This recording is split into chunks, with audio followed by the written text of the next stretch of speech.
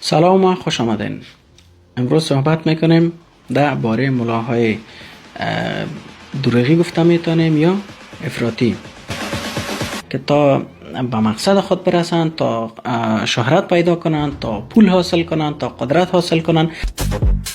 مطلب از دروغی یا افراطی چی است؟ مطلب ما صرف از این است که بعض از کسایی که اونها دعوا میکنن که درباره اسلام یا درباره عیسویت یا درباره هندویسم، هر دینی که باشه، بسیار زیاد میفهمه و معلومات بسیار زیاد داره، لیکن در حقیقت بعض از اونها صرف به دلیل درباره اسلام یا هر دینی که باشه معلومات به این خاطر हाँ जी जी जी अब बात करो बस अब कहाँ दर्द हो रहा है बीच में अब बताओ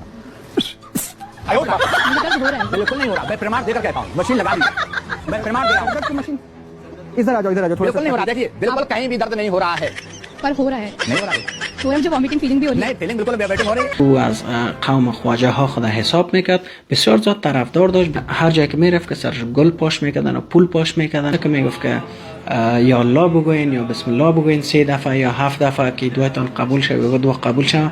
در هر چیز میگفت بگوین یا ظریف بابا یا ظریف. نه که دانشدار خوند او گپ زدن یاد میکنه، او نوشتن یاد میکنه، او چشملور میشه، چشملور. زن خو با حیا میباشه، زن که پرسان کنی گپ زدن نمیتونه، او دختر دانشدار توتی واری به تو میخونه. او ثواب از تو مشارکت ملی میخواد. زن که دانشدار خوند او گپ زدن یاد میکنه. شما دختران خدا یا اولادهای خدا نمانین که علم حاصل کنن، اولادهای شما و نسل بعدی و نسل آینده کور میشن.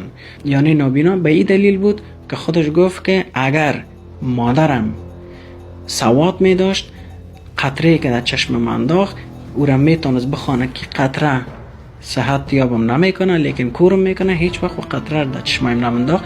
و از به همین دلیل من هم خودم کور هستم. فعلا که کور هستم دلیلش بی‌سوادی مادر جانم است. در داخل افغانستان 40 سال به حیث امام یا مولا کار کرد. مامانش هم آمدن از او که تحقیقات کردن، معلومات گرفتن، دیدن که او را مجبور ساختن تحقیقات بگه، که دیدن خود از ما مسلمان نبود، کسی که مامانش بود خود از مولا مسلمان نبود، جاسوس بود.